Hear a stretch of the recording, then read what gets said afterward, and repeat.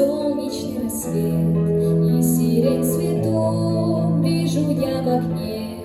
Маму обниму, и пора бежать к школьному звонку, чтоб не опоздать. И дорогою знакомою я с утра иду. Утро мирное на моей земле. Край мой, любимый мой край, вечно живи, процветай. Годы мира и тишины, 80 лет без войны. Край мой еще краше стал тем, кто тебя защищал.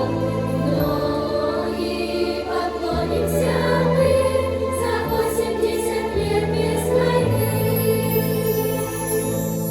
Как же мы порой мало ценим то, что само собой кажется дано.